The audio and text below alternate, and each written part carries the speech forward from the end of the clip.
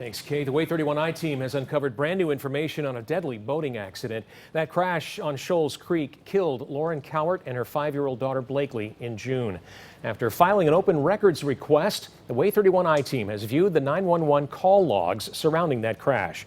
Way 31's Breken Terry is live in Lauderdale County tonight to explain what those documents reveal about that fateful night. Breken?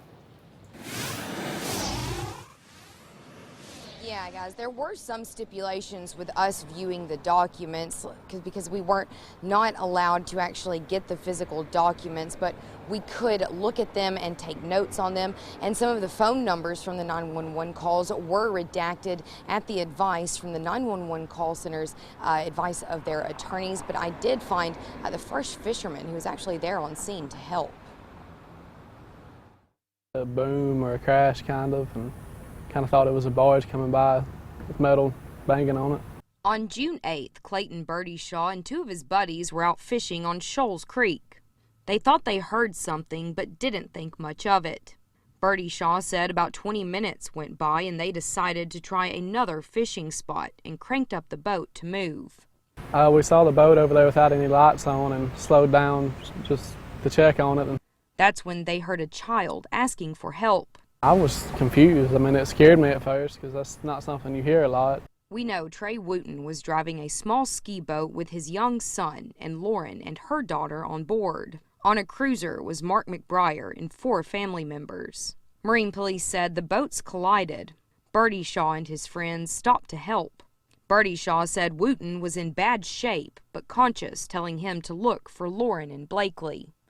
The man in the boat saying there's 2 missing in the water. Then I found them in the boat and told 911 that. According to the 911 call logs, the first 911 call went out at 10:48. The documents we looked at said caller claims another boat hit his boat going about 50 miles per hour. Caller and other occupants were on shore. The second 911 call was placed at 10:50 and said, caller says another boat hit them head on. Caller's boat has made it to the marina, possibly bass boat. Caller states that the other boat kept going. We don't know who either of these 911 calls came from because of the redactions, but it appears those calls were placed by people on the cruiser.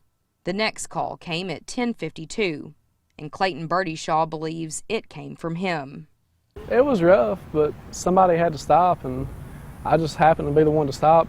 The Lauderdale County District Attorney's Office previously told us the crash happened at approximately 10:30, but the first 911 call didn't go out until 18 minutes later. We asked the DA if it's possible the crash actually happened later than 10:30. He told us he would double-check the time and get back to us on Wednesday. A grand jury indicted Wooten on 2 counts of manslaughter because investigators say his blood alcohol content was .121. Well above the legal limit of .08. The district attorney's office says McBriar is still being investigated for leaving the scene of an accident. I hope justice comes from both sides.